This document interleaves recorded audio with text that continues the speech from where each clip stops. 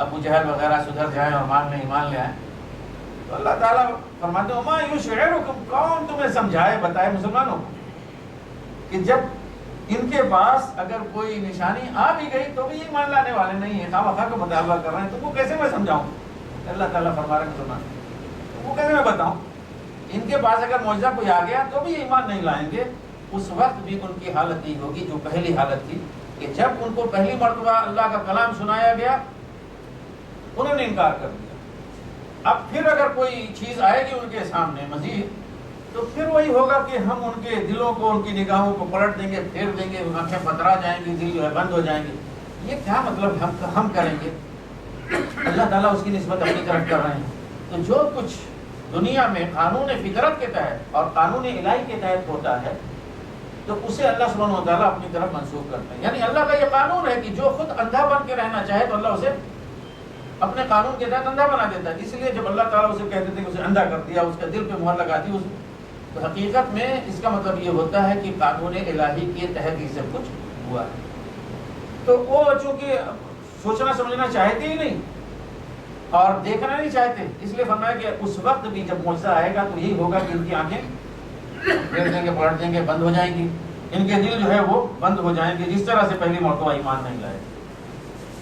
ان کا معاملہ تو یہ ہے کہ اگر ان کی طرف فرشتے نازل کریں، مردے ان سے بات کریں، ہر قسم کی چیزیں ان کے سامنے لا کے کھڑی کر دیں تو بھی یہ ایمان لانے والے نہیں ہیں، الا یہ کہ اللہ کی مشیت ہے، مطلب یہ کہ اللہ زبردستی ان سے انہیں مومن بنائے. تو فرمایا کہ جس طرح سے آپ کی یہ دشمنی کر رہے ہیں لوگ، وَكَذَلِكَ جَعَلْنَا لِكُلِّ نَبِيٍّ عَدُوًّا شَيَاطِينَ الْإِنسِ وَالْجِنِّ، جس طرح سے آپ سے دشمنی کر رہے ہیں پہلے بھی انبیاء کرام جتنے بھی آئے ہیں، ہر نبی کے لیے ہم نے دشمن بنائے. ہم نے دشمن بنائے، یہ کیا ہے؟ یہ بھی وہی قانون ہے اللہ سبحانہ وتعالیٰ کا. یعنی اس قانون کے تحت ہوا کہ جب کوئی نبی دعوت حق لے کر کھڑا ہو، اس کے ساتھ اس پر ایمان لانے والے دعوت حق لے کر کھڑے ہوں تو ان کی راہ میں رکاوٹ آئے، اہل باطل ان سے مقابلہ کریں. ورنہ تو اگر اہل ایمان کا سارے لوگ پھولوں سے استقبال کریں اور اہل ایمان لائے، لا الہ الا اللہ پڑھا، اس کے بعد پھر یہاں سے وہاں تک جو ہے نا پھولوں کی سیج بچ گئی تو کون کافر دنیا میں بچے گا؟ سب آئیں گے بھائی ہمیں بھی پھولوں پہ سونا ہے، ہمیں بھی پھولوں پہ چلنا. اللہ تعالیٰ فرماتے ہیں کہ ہم نے ہر نبی کے لیے دشمن بنائے، جن شیطانوں میں سے اور انسان شیطانوں میں سے. اور یہ دشمن جو ہیں، دشمن نبی، ان کے مشن کے دشمن، یہ تمام دشمنان نبی، وہ جنوں میں سے ہوں یا انسانوں میں سے، پھر ایک دوسرے کو واہ واہ کرتے ہیں، ان کو شاباشی دیتے ہیں، پیٹ جو ہے تھپتھپاتے ہیں، واہ بیٹا بڑا اچھا کام کیا. تو جو بھی گمراہی کسی کی ہوتی ہے نا، اسی کو کہا گیا زخرف القول. زخرف القول کا مطلب یہی ہوتا ہے کہ آج ہم روزانہ حقیقت میں ٹی وی پہ دیکھتے ہیں زخرف القول، انتہائی یعنی درجے کی گمراہی اور انتہائی درجے کی یہ سمجھے کہ بےہودگی اور جاہلیت اور جہالت. اس زمانے کی جاہلیت، اس پہ جو ہے نا شرم اس کو آئے، آج وہ اس طرح کی جاہلیت میں جو ہے انسان مبتلا ہو گیا ہے اور اس کو بڑا خوشنما انداز میں بنا کے پیش کیا جا رہا ہے. اور اسلام کے مقابلے میں خاص طور سے پوری دنیا، اسلام کے مقابلے میں پوری دنیا یکجا ہے، متحد ہے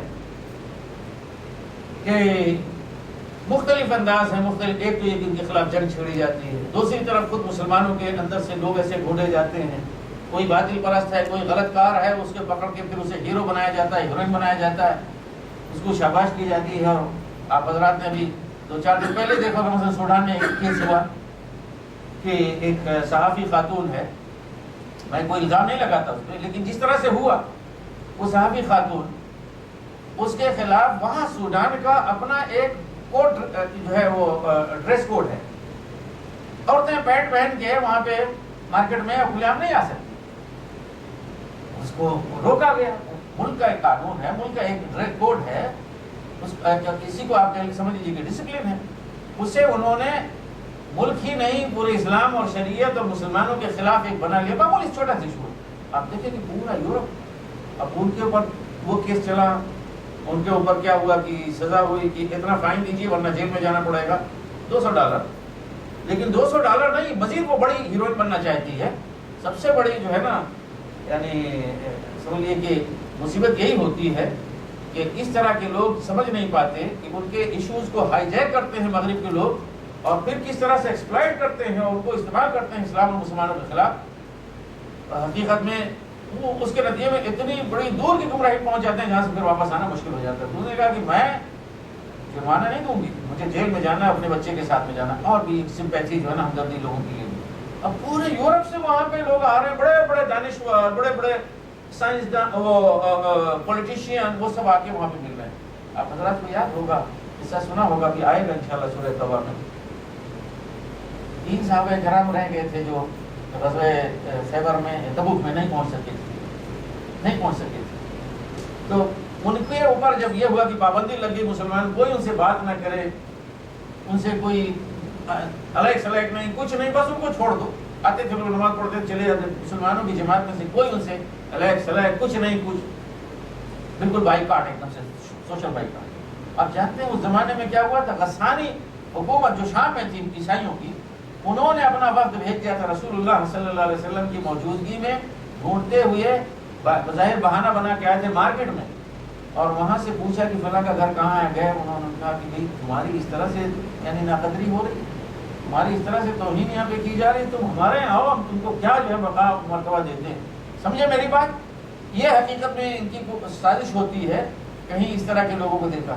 تو انہوں نے, صحابی نے کہا کہ واللہ یہ جو معاملہ تھا, یہ آزمائش, تمام آزمائش جو تھی, تمام مسلمانوں کا بائیکاٹ اگرچہ بہت کھل رہا تھا, لیکن اس سب میں سب سے بڑی آزمائش یہ تھی کہ آگے غسانی حکمراں کا نمائندہ آیا اور وہ کہا کہ ہمارے ہاں چلے آؤ, تمہیں مقام مرتبہ ملے گا. یہ محمد اور اس کے ساتھیوں نے تمہارے ساتھ کیا کیا ہے.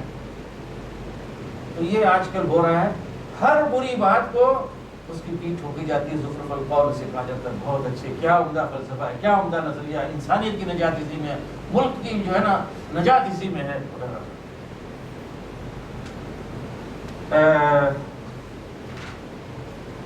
آگے تب ان آیات کے آخر فرمائے فَقُلُوا مِمَّا ذُكِرَ اسْمُ اللَّهِ عَلَيْهِ إِن كُنتُم بِآيَاتِهِ مُؤْمِنِينَ. اب بظاہر ایک بے تکی سی چیز نظر آتی ہے, لیکن سیاق اور سباق اگر سامنے رکھیں تو کوئی چیز بے تکی نہیں ہے, انتہائی اعلیٰ اور عرفہ ہے.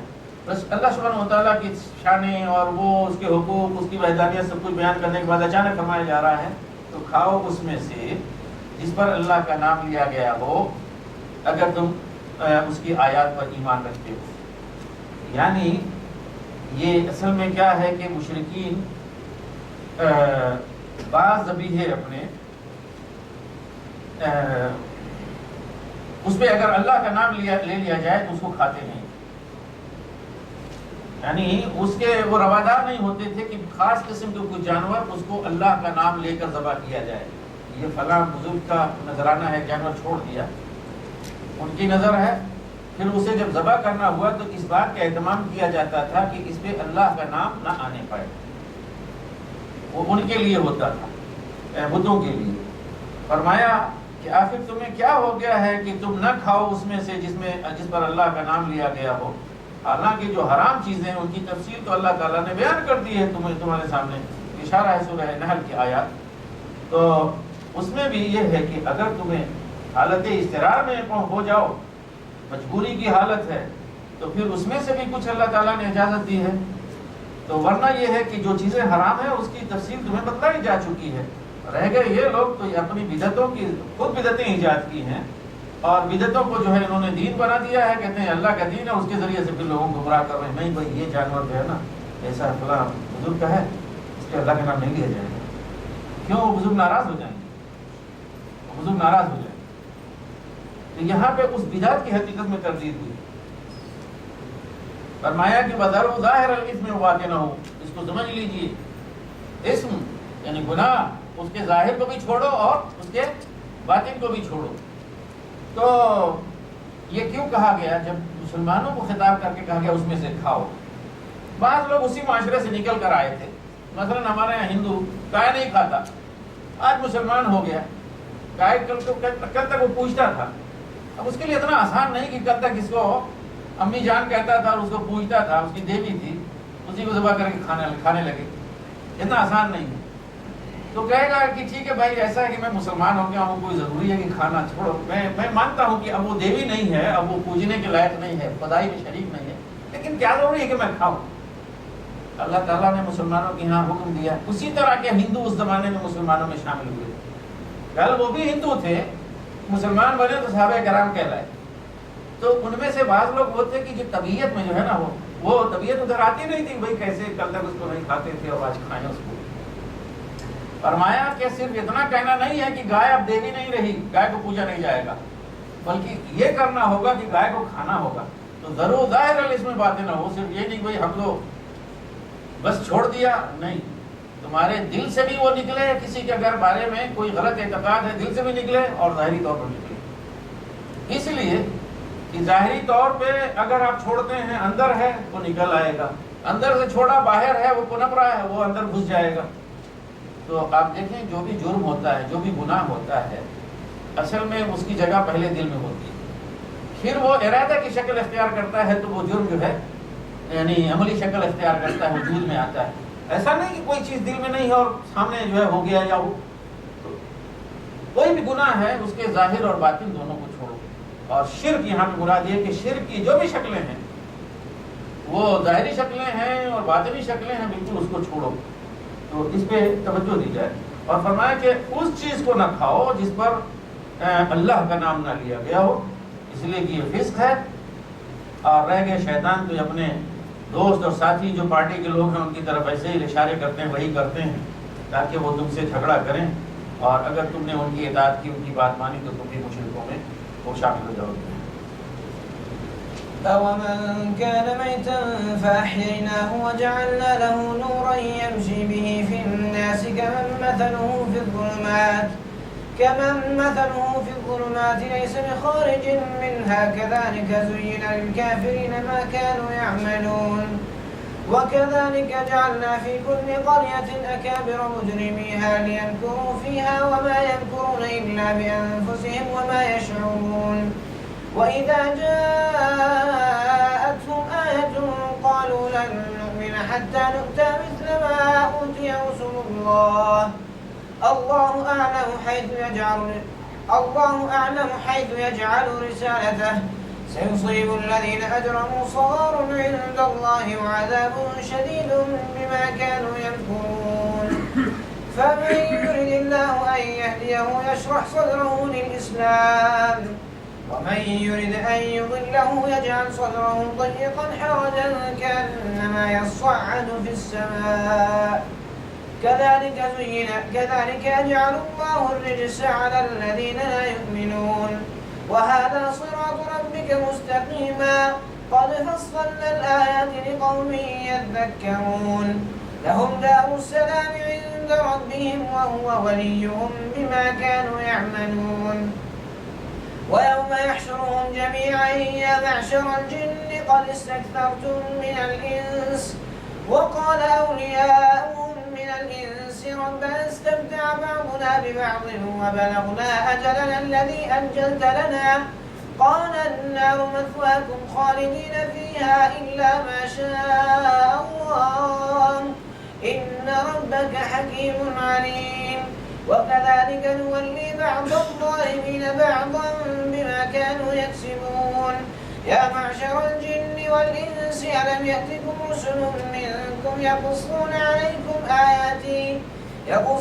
عَلَيْكُمْ آيَاتِي وَيُنذِرُونَكُمْ لِقَاءَ يَوْمِكُمْ هَٰذَا قَالُوا شَهِدْنَا عَلَىٰ أَنفُسِنَا وَغَرَّتْهُمُ الْحَيَاةُ الدُّنْيَا وَشَهِدُوا عَلَىٰ أَنفُسِهِمْ أَنَّهُمْ كَانُوا كَافِرِينَ. ذَٰلِكَ أَن لَّمْ يَكُن رَّبُّكَ مُهْلِكَ الْقُرَىٰ بِظُلْمٍ وَأَهْلُهَا